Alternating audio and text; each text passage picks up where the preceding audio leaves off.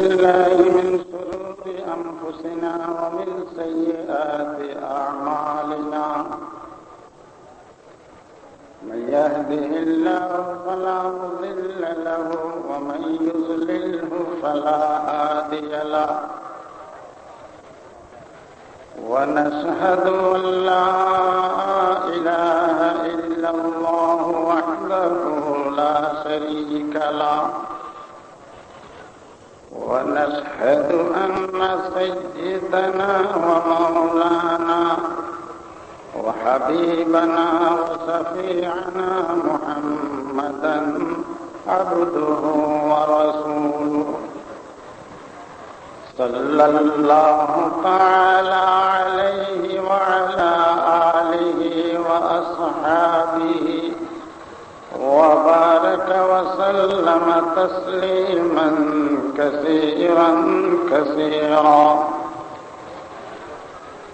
أما بعد فأعوذ بالله من الشيطان الرجيم. بسم الله الرحمن الرحيم. ملة أبيكم إبراهيم هو سماكم المسلمين من قبل وفي هذا ليكون الرسول عليكم شهيدا وتكونوا شهداء على الناس فأقيموا الصلاة وآتوا الزكاة واعتصموا بالله هو مولاكم فنعم المولى ونعم النصير. صدق الله العظيم. সম্মানিত সভাপতি মুদ্দাজিল্লাহুল আলী, উপস্থিত হযরত উলামায়ে কেরাম, মুরব্বিয়ান আযম, বিরাদরান ইসলাম,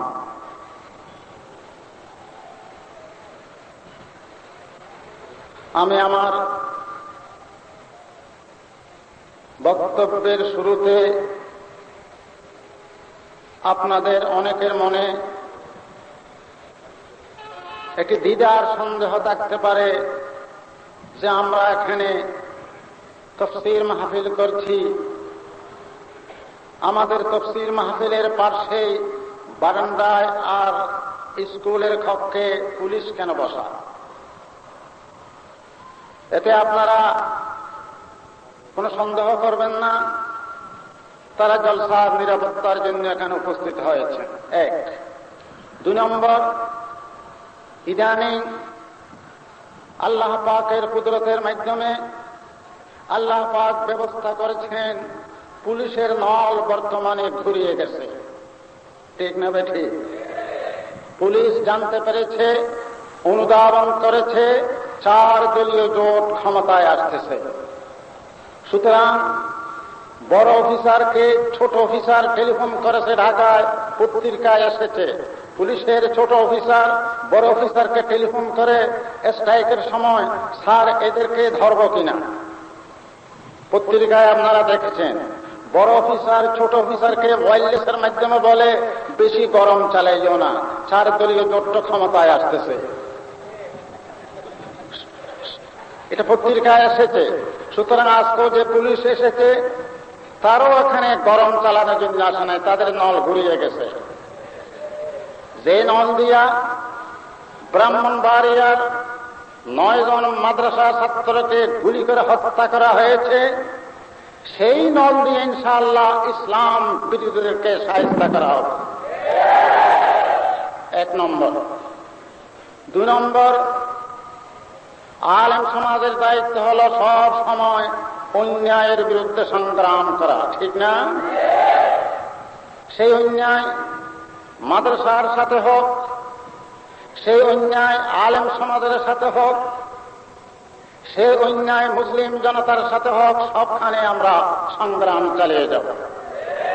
শুধু তাই নয়, যদি আওয়ামী লীগের বিরুদ্ধে বা আওয়ামী লীগের কোন নেতার বিরুদ্ধে যদি অন্যায় করা হয় সেখানেও আমরা সংগ্রাম করব। যেমন ইদানিং একটা কাগজ প্রকাশ হয়েছে, সেই কাগজ সম্পর্কে আমি প্রতিবাদ জানাই। সেই কাগজের নিচে লেখা আছে দন্তিয়াস, লেখকের নাম হল দন্তিয়াস। দন্তিয়াস অর্থ শহীদুল ইসলাম হতে পারে, তার অর্থ শাহিদ আহমদ হইতে পারে, কে লিখেছে আমি জানি না। সেই কাগজ সম্পর্কে আমি প্রতিবাদ জানাই।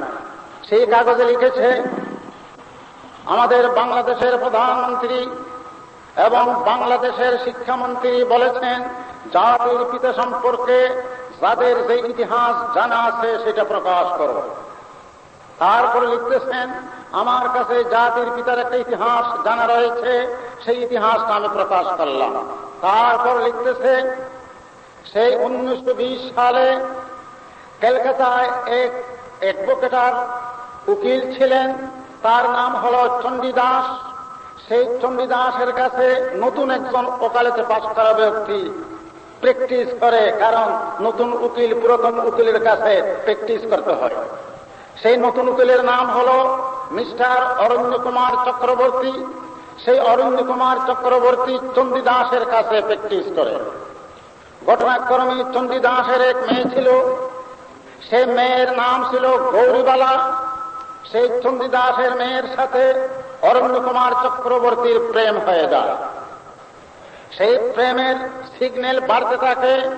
শেষ পর্যন্ত অরণ্য কুমার চক্রবর্তী সেই গৌরবালার সাথে অবৈধ মিলন করে। সেই অবৈধ মিলনের কারণে গৌরবালা প্রেগনেন্ট এবং গর্ভিত হয়। সেই গৌরবালার থেকে 1923 সনে একটা সন্তান জন্মলাভ করল। সেই সন্তানের নাম রাখল দেবদাস চক্রবর্তী।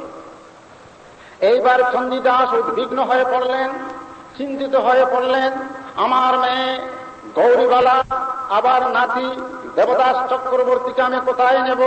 আমি তো সমাজে অপমানিত হচ্ছি, লজ্জায় কারো কাছে আমি চেহারা দেখাতে পারি না। সেই চণ্ডীদাসের এক মোহরি ছিল, সেই মোহরির নাম হল লুৎফুর রহমান, মুসলমান মোহরি। সেই মোহরিকে দেখে বলল, বাবা তোমাকে কিছু টাকা পয়সা দেওয়া হবে, তুমি প্রয়োজন আমার মেয়েকে মুসলমান বানাইয়া, নাতিকেও মুসলমান বানাইয়া তুমি বিবাহ করো। লুৎফুর রহমান তাতে রাজি হল। সেই কলকাতা আদালতে 1923 সনে 11 নভেম্বর 110 নম্বর এফিডেভিট মূলে সেই লুৎফুর রহমান গৌরীবালাকে শাদী করল এবং এফিডেভিট করার সময় গৌরীবালার নাম বদলে রাখল সায়রা খাতুন, এবং দেবদাস চক্রবর্তীতে যার সন্তান তার নাম বদলে রাখল শেখ মুজিবুর রহমান। এই যে একটা কাগজ প্রকাশ করা হয়েছে, এটার জন্য আমি প্রতিবাদ জানাই। কারণ যাকে পত্র পত্রিকায় জাতির পিতা বলা হয়, এই ইতিহাস যদি ঘটনা সত্য হয়, এইরকম একটা ইতিহাস যদি বিদেশে মুসলিম রাষ্ট্রপতিদের কাছে যায়, তাহলে তারা মনে করবে এই দেশের জাতির পিতা যখন যারা সন্তান, সুতরাং এই দেশের মানুষ যারা সন্তানের বংশধর। সুতরাং আমরা সকলে অপমানিত হব। এই কাগজ সম্পর্কে আমি প্রতিবাদ জানাই। আমি আগেই বলেছিলাম, যেখানে অন্যায় সেখানে আমরা প্রতিবাদ জানাই। 3 নম্বর, আমি যে আয়াত শরীফ তেলাওয়াত করেছি, সেই আয়াতে মহান রব্বুল আলামিন ইরশাদ করেন, মিল্লাত আবিকুম ইব্রাহিম, তোমরা তোমাদের মুসলিম জাতির পিতা ইব্রাহিম আলাইহিস সালামের যে তরিকা, যে আদর্শ, সেই আদর্শ তোমরা অনুসরণ করো। ইব্রাহিম আলাইহিস সালামকে মহান রব্বুল আলামিন মুসলিম জাতির পিতা হিসেবে আখ্যায়িত করেছেন, ঠিক না বেঠিক? এখানে হযরত মুহাদ্দিসিনে কেরাম, মুহতামিমিনে কেরাম, মুফতিয়ানে কেরাম উপস্থিত আছেন। আমি যদি কোরআনের তাফসীর বিকৃত করি, তারা আমাকে সাথে সাথে ধরবে। আল্লাহ পাক বলেন, মিল্লাত আবিকুম ইব্রাহিম, তাফসীরে লেখে আই ইত্তাবিউ মিল্লাত আবিকুম ইব্রাহিম, তোমরা তোমাদের মুসলিম জাতির পিতা ইব্রাহিমের আদর্শ অনুসরণ করো। ইব্রাহিম আলাইহিস সালাম মুসলিম জাতির পিতা কেন? আল্লাহ পাক বলেন, হুয়া সাম্মাকুমুল মুসলিমিন, তোমরা যে মুসলমান, এই মুসলমান নাম সর্বপ্রথম হযরত ইব্রাহিম আলাইহিস সালাম দিয়েছেন। সুতরাং আমরা সকলে ইব্রাহিমের সন্তান, ঠিক না বেঠিক? সেই জন্য জাতির পিতাকে, মুসলিম জাতির পিতাকে সব সময় স্মরণ করতে হয়, আলোচনা করতে হয়, তার স্মৃতি রক্ষা করতে হয়। তার লক্ষ্যে আল্লাহ পাক এমন ব্যবস্থা করেছেন, যখন আমরা নামাজ পড়ি সেই নামাজে সেই জাতির পিতার আলোচনার ব্যবস্থা করা হয়েছে। ঠিক না বেঠি? আল্লাহুম্মা সাল্লি আলা মুহাম্মাদিন ওয়া আলা আলি মুহাম্মাদ কামা সাল্লাইতা আলা ইব্রাহিম ওয়া আলা আলি ইব্রাহিম ইন্নাকা হামিদুম মাজিদ। আবার কামা বারাকতা আলা ইব্রাহিম ওয়া আলা আলি ইব্রাহিম ইন্নাকা হামিদুম মাজিদ। কমপক্ষে কয়বার? 4 বার। জাতির পিতার আলোচনা রাসূল করিম সাল্লাল্লাহু আলাইহি ওয়াসাল্লাম আমাদের নামাজের মধ্যে জাতির পিতার স্মৃতি রক্ষা করেছেন। ঠিক না বেঠি? তারপরে আসেন, এই যে জিলহজ মাস গেল, সাহাবায়ে কেরাম জিজ্ঞেস করলেন, মা হাযিল আযাহি ইয়া রাসূলুল্লাহ, ইয়া রাসূলুল্লাহ, আমরা যে পশুর মাধ্যমে কুরবানি করি, এই কুরবানির রহস্য কি, কোনখান থেকে আসলো? রাসূল করিম সাল্লাল্লাহু আলাইহি ওয়াসাল্লাম বললেন, সুন্নাত আবিকুম ইব্রাহিম, তোমাদের মুসলিম জাতির পিতা ইব্রাহিম আলাইহিস সালামের আদর্শ হলো এই কুরবানি। সেই জন্য কুরবানির পশু জবাই করার পর যে দোয়া পাঠ করতে হয়, সেখানেও জাতির পিতার স্মৃতি রয়েছে। কুরবানির পশু জবাই করার পর যেই দোয়া আমরা পাঠ করি, মুসলিম সমাজ পাঠ করে, সেই দোয়াটা হলো আল্লাহুম্মা তাকাব্বালহু মিন্নি কামা তাকাব্বালতাহু মিন হাবিবিকা মুহাম্মাদিন ওয়া খালিলিকা ইব্রাহিম আলাইহিস সালাম। ঠিক না বেঠি? গতবার কুরবানি করার সময় আপনি না জানলেও যাকে দিয়ে জবাই করেছেন তিনি নিশ্চয়ই এই দোয়াটা পাঠ করবেন, হে আল্লাহ, আমার এই পশুর কুরবানি তুমি গ্রহণ করো, যেরকম তোমার হাবিব মুহাম্মদুর রাসূলুল্লাহ সাল্লাল্লাহু আলাইহি ওয়াসাল্লামের পক্ষ থেকে গ্রহণ করেছো, যেরকম তোমার খলিল মুসলিম জাতির পিতা ইব্রাহিমের পক্ষ থেকে গ্রহণ করেছো। তারপরে যে আপনি হজ করতে যান, কাবার ঘরের সামনে ছোট্ট একটা ঘর, চতুর্দিকে গ্লাস ফিট করা, হাজী সাহেবরা জানেন, চতুর্দিকে গ্লাস ফিট করা, সেই গ্লাসের ভিতরে জাতির পিতা হযরতে ইব্রাহিম আলাইহিস সালামের পায়ের চিহ্ন। একটা ছোট পাথর, সেই পাথরের উপর হযরত ইব্রাহিম আলাইহিস সালামের পায়ের চিহ্ন, সেই স্থানের নাম করা হয়েছে মাকামে ইব্রাহিম। আছে কিনা?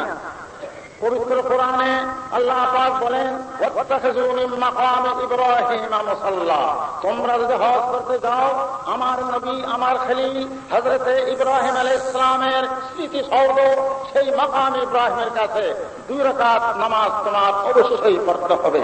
জাতির পিতার স্মৃতি সেখানে আল্লাহ পাক রক্ষা করেছেন। আমি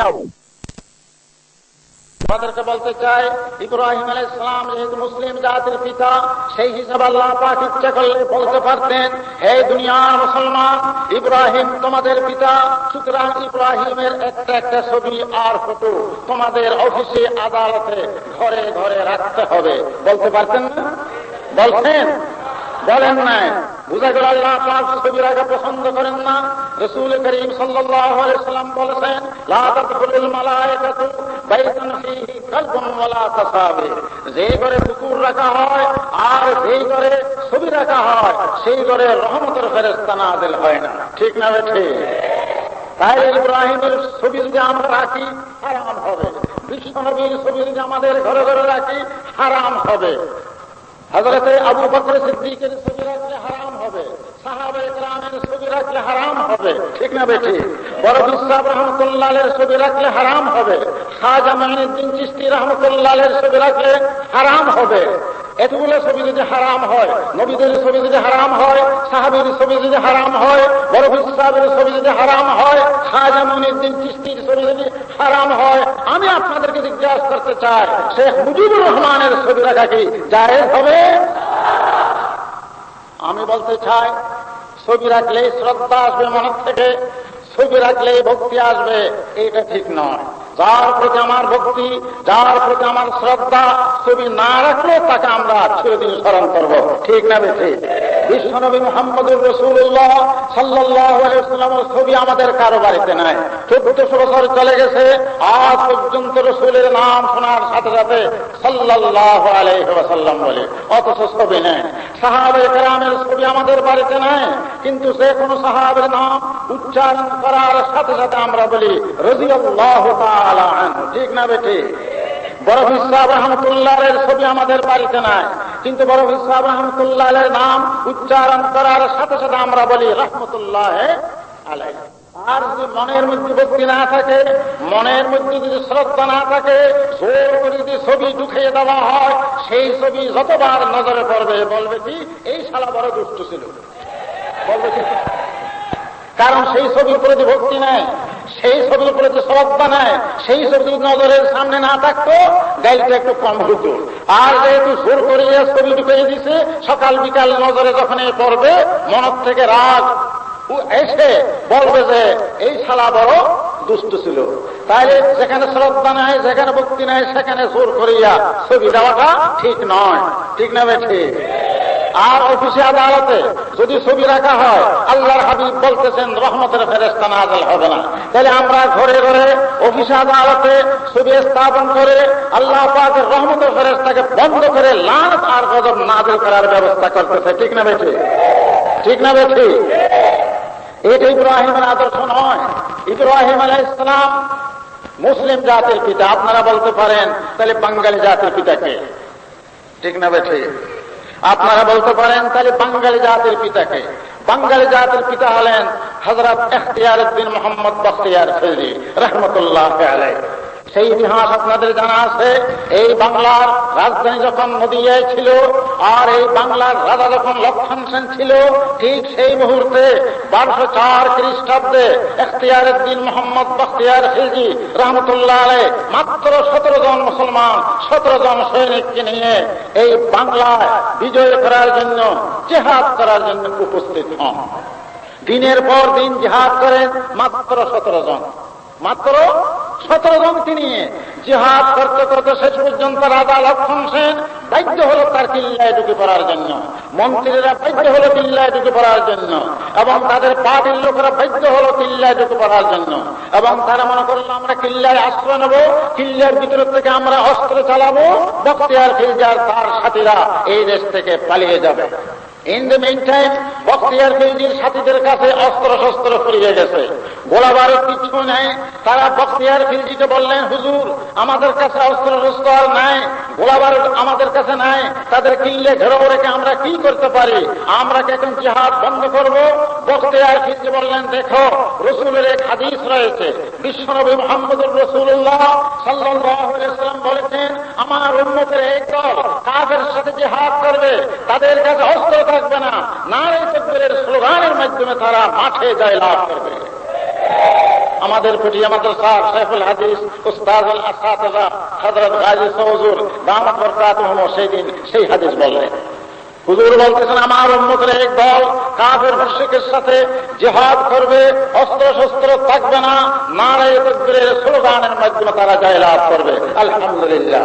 বখতিয়ার খিলজি তার সাথীদেরকে বললেন, তোমাদের লোহার অস্ত্র ফুরিয়ে গেছে, কলেমার অস্ত্র তোমাদের ফুরিয়ে যায় নাই। সুতরাং বখতিয়ার খিলজি তাদেরকে ফার্সি ভাষায় বললেন, বজনে বাঙ্গে আল্লাহ, লাগাও তোমরা নারে তাকবীরের স্লোগান। বজনে মানে লাগাও, বাং মানে নারা, ফার্সি শব্দ বাং মানে নারা, বাঙ্গে আল্লাহ মানে নারে তাকবীর।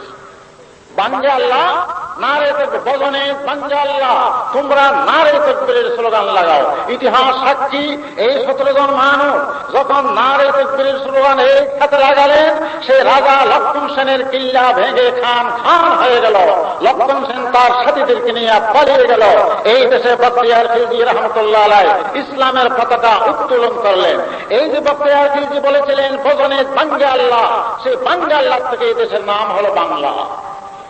ঠিক না বেশি? তাহলে বোঝা গেল বাংলা শব্দটা বাংলা নয়, অর্ধেক ফার্সি অর্ধেক আরবি। বাঙ্গে আল্লাহ থেকে বাংলা, তাহলে বাংলা শব্দের বাংলার ভিতরে কি নেই? বাংলা না, বাংলার অর্ধেক হলো ফার্সি, অর্ধেক হলো আরবি। আর বাংলা শব্দের অর্থ হলো নারে তাকবীর, আর বাঙালি শব্দের অর্থ হবে যার কাছে নারে তাকবীর আছে সে হলো বাঙালি, যার কাছে নারে তাকবীর নাই সে জীবনেও বাঙালি হতে পারবে না। ঠিক না বেশি? আজকে তো আমাদের দুর্ভাগ্য, আমরা স্বাধীন দেশ, আমাদের দেশ স্বাধীন দেশ, কিন্তু আমাদের দেশে যে জাতীয় সঙ্গীত, সেই জাতীয় সঙ্গীতকে মেড ইন বাংলাদেশ না মেড ইন ভারত? জাতীয় সঙ্গীত মনে আছে না? আমার সোনার বাংলা আমি তোমায় ভালোবাসি। এইভাবে বলে ওরা, আমি শুনতে, আমার সোনার বাংলা আমি তোমায় ভালোবাসি, এইভাবে বলে না? আচ্ছা, এই গানটার মুসন্নফকে, এই গানটা রচয়িতার লিখেছে বাংলাদেশি, বাংলাদেশি না ভারতী? লিখকের নাম কি? রবীন্দ্রনাথ ঠাকুর। এই গানের লেখকের নাম কি? রবীন্দ্রনাথ ঠাকুর। তাহলে আমরা স্বাধীন দেশ, কিন্তু আমাদের জাতীয় সঙ্গীত হল মেড ইন ভারত। আমরা কোথায় আছি একটু চিন্তা করে দেখেন। এবার আসেন, রবীন্দ্রনাথ ঠাকুর এই গানটা কোন সময় রচনা করেছিলেন? পূর্ব বাংলা আর পশ্চিম বাংলা এক ছিল। পূর্ব বাংলা আর পশ্চিম বাংলা যদি একসাথে থাকে মুসলমানদের ক্ষতি। যেহেতু গড়ে গিয়া হিন্দুর সংখ্যা বাড়ে, মুসলমানের সংখ্যা কি হয়? কমে। আর যদি পূর্ব বাংলা সেপারেট হয়, পূর্ব বাংলা যদি পৃথক হয়, আমাদের সুবিধা। কেন? এখানে মুসলমান বেশি, হিন্দু কি কম। এখন আমাদের ভাগ্যবালা, আল্লাহ পাক ব্যবস্থা করলেন, পূর্ব বাংলা সেপারেট হয়ে গেল, পশ্চিম বাংলা পৃথক হয়ে গেল। এই যে এক বাংলা ছিল, এক বাংলাকে ভেঙে পূর্ব বাংলা আর পশ্চিম বাংলা যখন করা হয়, রবীন্দ্রনাথ সেটা সহ্য করে নেয়। তার জ্বালায় এবং শোকে একটা গান রচনা করেছিলেন। সেই গান হলো আমার সোনার বাংলা। আমার সোনার বাংলা আমি তোমায় ভালোবাসি। অর্থাৎ আমার সোনার বাংলা দুই ভাগে বিভক্ত হয়ে গেল। সেই জন্য আমার মনে অত্যন্ত জ্বালা, আমি শোক প্রকাশ করতেছি আমার সোনার বাংলা। মুসলমানদের জন্য পৃথক একটা দেশ হওয়ার কারণে যে ভদ্রলোক শোক প্রকাশ করে, সেই গানটা আবার বাংলাদেশের জাতীয় গান হতে পারে? কখনো হতে পারে না। হযরতে ইব্রাহিম আলাইহিস সালাম মুসলিম জাতির পিতা, বখতিয়ার খিলজি বাঙালি জাতির পিতা, ঠিক না বেঠি? আপনারা বলতে পারেন স্বাধীনতার পিতাকে, লিবারেশন ফাদার। স্বাধীনতার পিতা কে? দেশ যখন স্বাধীন হয় তখন আমাদের পেট্টা অবস্থা নয়, তখন আমরা জওয়ান হয়েছি। আমাদের চোখের সামনে এই দেশ স্বাধীন হয়েছে। এই দেশের স্বাধীনতা ঘোষণা করা হয়েছে পটিয়া মাদ্রাসা থেকে। আপনারা তো বিশ্বাস করবেন না, বিশ্বাস করবেন না। কিভাবে আমি বলি, জিয়াউর রহমান যখন চট্টগ্রাম ক্যান্টনমেন্টে ছিলেন, দ্বন্দ্ব যখন শুরু হয়ে গেল, বাবরি জাহাজ থেকে পাঞ্জাবের নামে যখন আক্রমণ শুরু করলো, জিয়াউর রহমান তার সৈন্যদেরকে নিয়ে ক্যান্টনমেন্ট থেকে বের হয়ে পড়লেন। ক্যান্টনমেন্ট থেকে বের হয়ে যাওয়ার সময় কালুরঘাট যে রেডিও স্টেশন ছিল, ছোট্ট রেডিও স্টেশন, গাড়ির উপর ট্রাকের উপর উঠাইয়া রেডিও স্টেশন সহ পটিয়া মাদ্রাসায় ঢুকে পড়লেন। জিয়াউর রহমান যখন পটিয়া মাদ্রাসায় আসছিলেন প্রেসিডেন্ট থাকা অবস্থায়, তিনি ঢুকার সাথে সাথে, গেটে ঢুকার সাথে সাথে বলল, আমি এখানে তো আরেকবার আসছিলাম। সেই পটিয়া মাদ্রাসার পশ্চিম গেটে ঢুকার সময় ব্যাংক পার্শ্বে যে রুমটা আছে, সেই রুমে সেই কালুঘাটের রেডিও স্টেশন স্থাপন করা হয়। সেখান থেকে মরহুম জিয়াউর রহমান স্বাধীনতা ঘোষণা করেছিল। তখন শেখ মুজিবুর রহমান পাকিস্তানের কারাগারে, ঠিক না বেঠি? শেখ মুজিবুর রহমান স্বাধীনতা ঘোষণা করার সুযোগ পান নাই, এবং তিনি স্বাধীনতা চান নাই। তিনি চেয়েছিলেন পূর্ব পাকিস্তান আর পশ্চিম পাকিস্তানের প্রধানমন্ত্রী হওয়ার জন্য, ঠিক না বেঠি? তাহলে স্বাধীনতার ঘোষককে মরহুম জিয়াউর রহমান। এখন আমরা একটা সিরিয়ালে বলতে পারি, মুসলিম জাতির পিতা হলেন ইব্রাহিম আলাইহিস সালাম, বাঙালি জাতির পিতা হলেন বখতিয়ার খিলজি, লিবারেশন ফাদার স্বাধীনতার পিতা হলেন মরহুম জিয়াউর রহমান। আমি কি ভুল বলেছি? আমি চ্যালেঞ্জ করলাম, যদি আমি ভুল বলে থাকি আপনারা সেটা ইতিহাসকে সামনে রেখে দলিল প্রমাণ দিয়া আপনাদের প্রমাণ করতে হবে। আল্লাহ পাক বলেন, মিল্লাত আবিকুম ইব্রাহিম, তোমাদের পিতা, মুসলিম জাতির পিতা হযরতে ইব্রাহিম আলাইহিস সালামের আদর্শ অনুসরণ করো। ইব্রাহিম আলাইহিস সালাম সংগ্রামের মাধ্যমে জন্ম লাভ করেছেন, ঠিক না বেঠিক? সংগ্রামের মাধ্যমে জন্ম লাভ করেছেন। তখন ছিল সারা বিশ্বের রাজা নমরুদ, এস্ট্রোলজার, এস্ট্রোনমার, গণব্রাহ্মণ। তারা নমরুদকে বলল, স্যার, অত্যন্ত দুঃখজনক সংবাদ। কি সংবাদ? একটা ছেলে জন্ম লাভ করবে, সেই ছেলে। নমরুদ জিজ্ঞেস করল, গণকদেরকে, সেই ছেলে বাপের পিঠের থেকে মায়ের পেটে কোন রাত্রিতে আসবে। গণক ব্রাহ্মণরা গুনে গুনে বলল অমুক রাত্রিতে বাপের পিঠের থেকে মায়ের পেটে স্ত্রী সহবাসের মাধ্যমে বাপের পিঠের থেকে মায়ের পেটে আসবে। নমরুদ তাড়াতাড়ি তার প্রধান উপদেষ্টা আজরকে ডাকলো, আজর তুমি আমার প্রধান উপদেষ্টা অথবা তুমি আমার প্রধানমন্ত্রী, আমি তোমার সাথে পরামর্শ করি। অ্যাস্ট্রোলজার অ্যাস্ট্রোনমার গণকরা বলতেছে একটা ছেলে অমুক রাত্রে বাপের পিঠে থেকে মায়ের কোলে আসবে, সেই ছেলের হাতে আমার রাজত্ব ধ্বংস হবে। আজর পরামর্শ দিতে স্যার অতি সত্বর নিরাপত্তা আইন করুন। অতি সত্বর কি জন্য নিরাপত্তা আইন? ইব্রাহিম যেন দুনিয়াতে আসতে না পারে। নমরুদ বলল কোন ধরনের নিরাপত্তা আইন?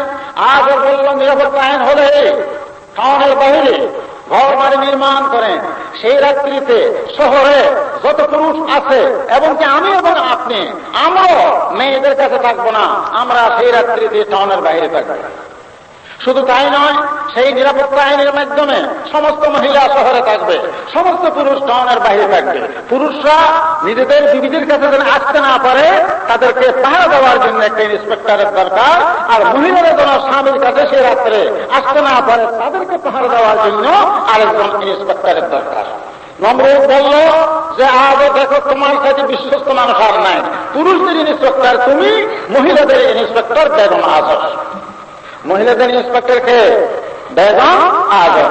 এখন আজর তার বিবিকে বলল দেখো তুমি মহিলাদেরকে পাহারা দিতে হবে, 1 ঘন্টা 2 ঘন্টা পর পর আমাকে রিপোর্ট দিতে হবে কোন মহিলা স্বামীর কাছে আসলো কিনা বা কোন পুরুষ স্ত্রীর কাছে গেল কিনা।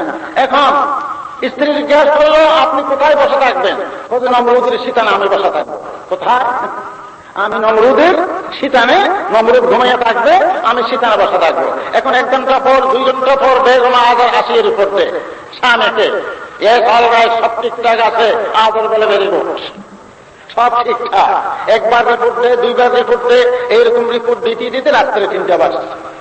রাত্রে 3টার সময় বেগম আজর আসছে, আজরের কাছে নমরুদ ঘুমন্ত অবস্থায়, আজর বসা শীতানে, আজরের বিবিও শীতানে বসা। আল্লাহ পাক সেই মুহূর্তে আজর আর আজরের বিবির মাধ্যমে এমন প্রেম আর মহব্বত আর ভালোবাসার ঢেউ আল্লাহ পাক বাড়িয়ে দিলেন। শেষ পর্যন্ত আজর বিবি সাহাবাকে বলল আর পাহারা দেওয়ার দরকার নাই, তুমি আমার কাছে শুয়ে যাও, পাহারা দেওয়ার দরকার নাই, তুমি আমার কাছে শুয়ে যাও। বিবি সাহাবানি বললেন যে আমি আপনার কাছে শুয়ে যাব, এদিকে মহাসম্রাট নমরুদ শুয়ে আছেন, ওদের সমস্ত কথা মানে না, প্রেমে মানে না, জাত পূজা প্রেমে মানে না, ক্ষুদায় মানে না, ভাত অবা প্রেমে মানে না, জাত পূজা। সুতরাং ওই সমস্ত কথা বাদ করো, তাড়াতাড়ি বাতি নিয়ে দিল। আজর এবং বেগম আজর নমরুদের শীতানে সহবাস করল, আর নমরুদের শীতানে আল্লাহ পাক ইব্রাহিম আলাইহিস সালামকে বাপের পিঠে থেকে মায়ের পেটে পাঠিয়ে দিলেন। আলহামদুলিল্লাহ। একদিকে নমরুদ নিরাপত্তা আইন ঘোষণা করলো, আরেকদিকে মহান রব্বুল আলামিন আসমান আল্লাহ থেকে নিরাপত্তা আইন ঘোষণা করলেন। আল্লাহ পাক বললেন আমার ইব্রাহিমকে অত্যন্ত নিরাপদ আমি বাপের পিঠে থেকে মায়ের পেটে পাঠিয়ে দেবো। আলহামদুলিল্লাহ। এখন আপনাকে আমি জিজ্ঞাসা করি, নমরুদের নিরাপত্তা আইন শক্তিশালী নাকি আল্লাহর নিরাপত্তা আইন শক্তিশালী? যেহেতু আল্লাহর নিরাপত্তা আইন শক্তিশালী, সেই জন্য ইব্রাহিম আলাইহিস সালামকে আল্লাহ পাক এই নিরাপত্তা আইনের মধ্যেও ইব্রাহিম আলাইহিস সালামকে দুনিয়াতে পাঠিয়েছেন। ঠিক না বেঠিক? এই ইব্রাহিম আজরের বাড়িতে প্রতিপালিত হলো। আজর একদিন ইব্রাহিম আলাইহিস সালামকে বলল বাবা আমি একটু কাজে ব্যস্ত, আমার বাড়িতে যে মূর্তি তৈরি করা হয় সেই মূর্তিগুলি বাজারে গিয়ে তুমি বিক্রি করো। ইব্রাহিম আলাইহিস সালামকে আল্লাহ পাক নবী বানাবেন, মুসলিম জাতির পিতা বানাবেন, তিনি কি মূর্তি বিক্রি করতে পারে না। কিন্তু বাপের অর্ডারে বাজারে গেলেন, বাজারে দাঁড়াইয়া মানুষকে বলতে লাগলেন এই দুনিয়ার মানুষ এমন কোন জিনিস যদি তোমরা কিনতে চাও যেই জিনিস লাভও করতে পারে না ক্ষতিও করতে পারে না, তাহলে একটা একটা মূর্তি নিয়ে যাও। কাস্টমার সব চলে গেছে, কিন্তু যারা মূর্তি বিক্রি করে তারাই বলতেছে এমন এক জিনিস যেটা লাভও করতে পারে না ক্ষতিও করতে পারে না, তাহলে আমরা কেন মূর্তি কিনবো? মূর্তির কাস্টমার সব চলে গেছে।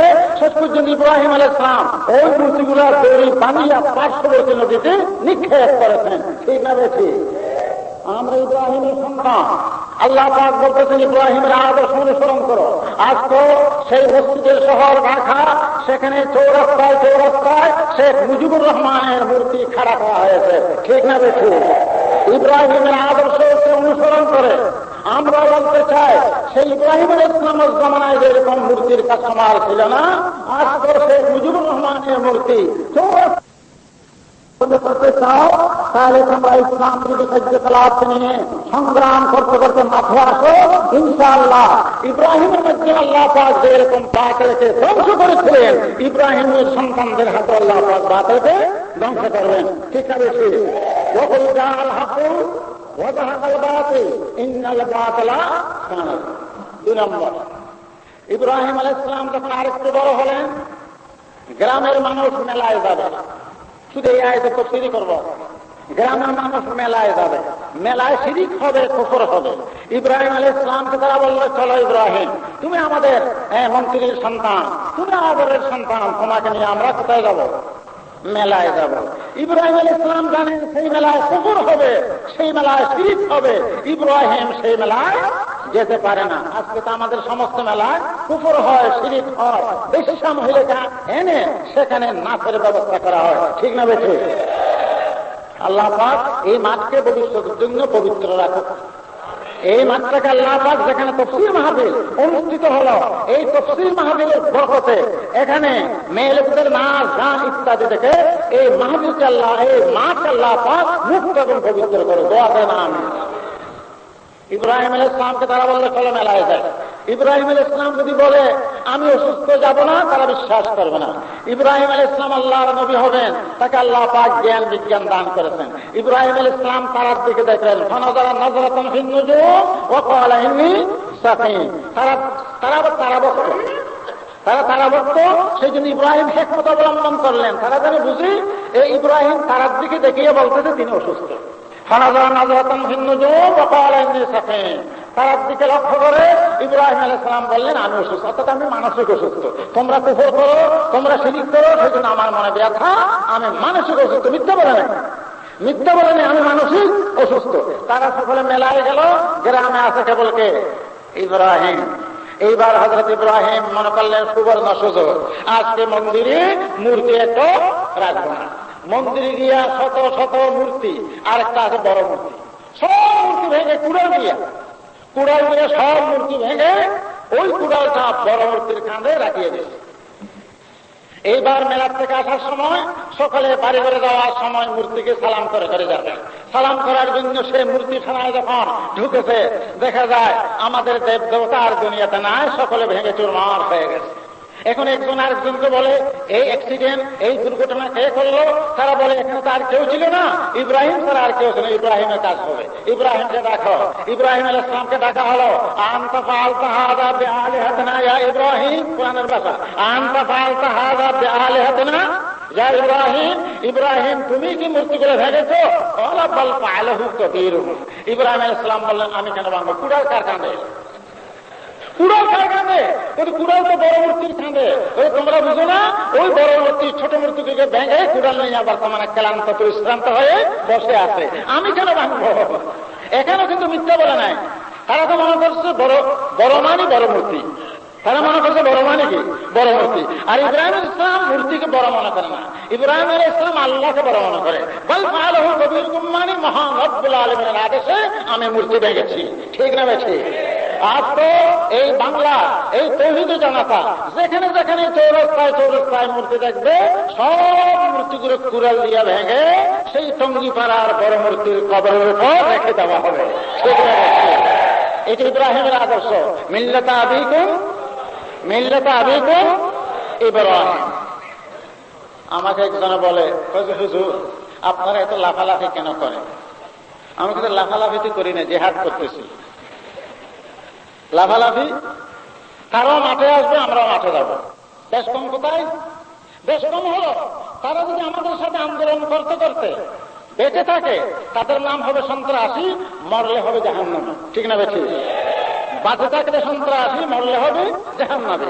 আর আমরা জিহাদ করতে করতে যদি বেঁচে থাকি, আমাদের নাম হবে গাজী, আর যদি মারা যায় আমাদের নাম হবে শহীদ। বেশ কম আছে না? বেশ কম আছে তো? আচ্ছা, 1। 2 নম্বর, আমি বলি যে তোমরা মনে করতেছো আমাদের কাছে অস্ত্র নেই, আমাদের কাছে অস্ত্র নেই। ঠিক আছে, আমাদের কাছে অস্ত্র নেই, কিন্তু কথা হলো আমরা যাদের সাথে আন্দোলন করবো, যাদের মোকাবেলায়, তারা তো সব মরা। ঠিক না ভাই? ঠিক। 1000 মারা মানুষ 1000 অস্ত্র নিয়ে যদি মাঠে পড়িয়ে থাকে, তার মোকাবেলায় আরেকজন মানুষ আসছে, তার কাছে অস্ত্র নেই কিন্তু জীবিত। যার কাছে অস্ত্র নেই সে কি? জীবিত। আর যাদের কাছে অস্ত্র আছে তারা হলো মরা।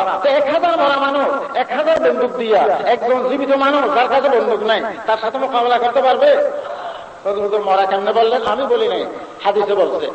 রাসূলুল্লাহ সাল্লাল্লাহু আলাইহি ওয়াসাল্লাম মাসালুল্লাযী ইয়াযকুরু রাব্বাহু ওয়াল্লাযী লা ইয়াযকুর মাসালুল হাইয়্যি ওয়াল মাইয়িত। এটা হাদিস নাও হুজুর আছে এখানে।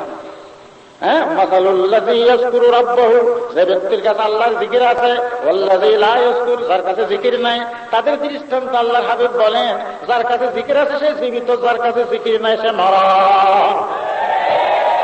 তবে হুজুর আপনি তো বলতেছেন হাদিস দিয়া তারা মরা, তারা তো লড়ে চড়ে, তারা তো লড়ে চড়ে। আমি বললাম ঠিক আছে, লড়ে চড়ে তো তার একটা ইতিহাস আছে, তার একটা কি আছে? ইতিহাস আছে। ইতিহাস হলো বাদশা হাতিরা আসে, বাদশা কি হাতি আসে, হাতি মারা গেছে, বাদশা হাতি ফেলে দিছে। হাতি একদিন দুদিন তিন দিন যাওয়ার পর ফুলিয়া ডবল হয়ে গেছে, ঠিক না বেশি? বাদশা বসে বসে কাঁদে। রাত্রে শ্রীগাল ওই হাতি খাবার জন্য আসছে। শ্রীগাল মনে মনে বলে, আমার জন্য আল্লাহ পাক মেহমানদারের কি ব্যবস্থা করেছেন, বিরাট হাতি আর আমি একা। আর হাতির কোন দিকে শ্রীগাল খাবে তালাশ করতেছে, তালাশ করতে করতে পিছনের রাস্তা খুব নরম, শ্রীগাল সেদিক থেকে খাওয়া আরম্ভ করছে। খাইতে খাইতে দেখে ভিতরের দিকে রাস্তা। শ্রীগাল বলছে আমার জন্য তো সামনে আরো ব্যবস্থা আছে বোধ হয়। আস্তে আস্তে শ্রীগাল পেটের ভিতর ঢুকিয়ে পড়ছে, ঢুকিয়ে দেখে বিরাট এয়ার কন্ডিশন কামরা। শ্রীগাল সারা রাত্রে সেখানে গোস্ত খাইছে। এখন গোস্ত খাইতে কিন্তু ফজর হয়ে গেছে, সকালবেলা যে সূর্য উঠেছে আকাশে, শ্রীগাল সেটা দেখে নাই। দেখবে হাতির পেটের ভিতর দেখে নাই। সূর্য উঠার পর হাতির পিছনের রাস্তা টাইট হয়ে গেছে, সূর্যের কিরণ পড়ার কারণে টাইট হয়ে গেছে। টাইট হওয়ার কারণে হাতির পেটের ভিতর অক্সিজেন বন্ধ। অক্সিজেন যখন বন্ধ হয়ে গেছে, শ্রীগাল আর সেখানে থাকতে পারে না, খুশি আরম্ভ করেছে। বাহির থেকে লোক দেখতেছে হাতি নড়তেছে। আসলে কি হাতি নড়ে না শ্রীগাল নড়ে? হাতি নড়ে না শ্রীগাল নড়ে? শ্রীগাল নড়ে। কিন্তু এক বোকা বাচ্চাকে গিয়ে বললো যে হ্যাঁ পানা, বলি কি শুভ সংবাদ, কি শুভ সংবাদ? বলে আপনার হাতি বোধহয় আবার জীবিত হবে। বলে কেন? বলে এখন তো বর্তমানে পেটের দিকে নড়তেছে, সন্ধ্যা পর্যন্ত বোধহয় পিঠের দিকেও নড়বে, আস্তে আস্তে বোধহয় হাতি কি হবে? জীবিত হবে। তাড়াতাড়ি বাদশা বুদ্ধিজীবীকে ডাকো, বুদ্ধিজীবী আসো, তুমি তাড়াতাড়ি গিয়ে তদন্ত করে আসো। বুদ্ধিজীবী কিন্তু বুঝতে পারছে আসলে হাতি নড়ে না কি লড়ে, শ্রীগাল লড়ে। কিন্তু বাদশাকে বললে বিশ্বাস করবে না। বুদ্ধিজীবী এসে বলল যে হ্যাঁ পানা, হাতি বোধহয় জীবিত হবে। কি তদবির করতে হবে? কত বেশি তদবির না, 1 মণ ঘি লাগবে, 1 মণ সর্ষের তেল লাগবে। আচ্ছা ঠিক আছে। একজনকে বললো তুমি ঘি নিয়ে যাও, আর একজনকে বললো তুমি সর্ষের তেল নিয়ে যাও। দুইজন গেল, একজন ঘি নিয়ে আরেকজন সর্ষের তেল নিয়ে আসলো। বুদ্ধিজীবী দূরের থেকে দাঁড়িয়ে থাকলে তারা কি করে দেখে, আর বাইরের লোকজনের কাছে আসতে না পারে। তারা যখন তেল আর ঘি মালিশ করা আরম্ভ করেছে, হাতির পিছনের রাস্তাতে টাইট হয়ে গেছিল, এটা আস্তে আস্তে ডিলে হয়ে গেছে। ডিলে হয়ে যাওয়ার পর ছিদ্র বড় হয়ে গেছে। হাতি যখন বাইর হওয়ার পথ পেয়েছে, হাতি অশ্রীগাল শিশিরকে এক লাফ দিয়া হাতির পেটের থেকে বাইর হয়ে গেছে, হাতির নড়াচড়া বন্ধ হয়ে গেছে। এইবার বুদ্ধিজীবী জাহাপানাকে বলল, জাহাপানা আসলে এই পর্যন্ত হাতি নড়া নাই, শ্রীগাল নড়ছিল। আপনি বিশ্বাস করবেন না, সেই জন্য তেল আর ঘি মালিশ করে আমি শ্রীগাল বের করেছি। এখন গিয়ে দেখেন হাতি আর নড়তেছে না। আমি বলতে চাই এরা মরা লাশ, মরা লাশ। তবে লড়ে চড়ে কেন? ঘটনা হলো এদের পেটের ভিতর ভারতের শ্রীগাল ঢুকেছে, ঠিক না বেঠি? এদের পেটের ভিতর ভারতের শ্রীগাল ঢুকেছে। এখন শেখুল হাদিস আসছিলেন ঘিয়ের টিন নিয়ে মালিশ করার জন্য। তারপরে ফজলুল হক আমিনী আসছিলেন সর্ষের তেল নিয়ে। মুফতি আজহার বললেন তোমরা মালিশ করে, আমি দূর থেকে দাঁড়িয়ে থাকবো, আমি দেখবো। এইবার ঘি আর তেল যখন মালিশ করা আরম্ভ হলো, এখন সরকার তাদেরকে গ্রেফতার করে জেলখানায় নিয়ে গেছে। তারা কিন্তু জেলখানায় যাওয়ার সময় আমাদেরকে বলে গেছেন, দেখো বাংলার তৌহিদি জনতা গিয়ার তেল ভালো করে মালিশ করতে পারে না। সুতরাং তোমাদেরকে ঘিয়ের টিন দিয়ে গেলাম, তেলের টিনও দিয়ে গেলাম। এখন আমরা তৌহিদি জনতা, আলেম সমাজ ঘিয়ের টিন আর তেলের টিন নিয়ে আমরা বের হয়েছি। এই ঘিয়ের টিনের থেকে ঘি, তেলের টিনের থেকে তেল মালিশ করে আমরা সেই ভারত সিরিয়াল বাইর করব। সেই ঘি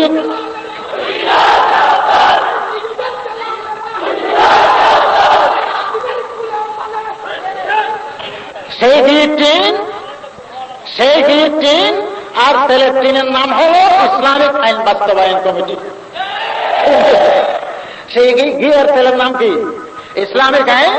ইনশাআল্লাহ সুম্মা ইনশাআল্লাহ এই ইসলামিক আইন বাস্তবায়ন কমিটি অল্প কয়েক মাসের মধ্যে লন্ডন পর্যন্ত চলে গেছে। লন্ডনে ইসলামিক আইন বাস্তবায়ন কমিটি গঠিত হয়েছে, আমেরিকায় ইসলামিক আইন বাস্তবায়ন কমিটি গঠিত হয়েছে।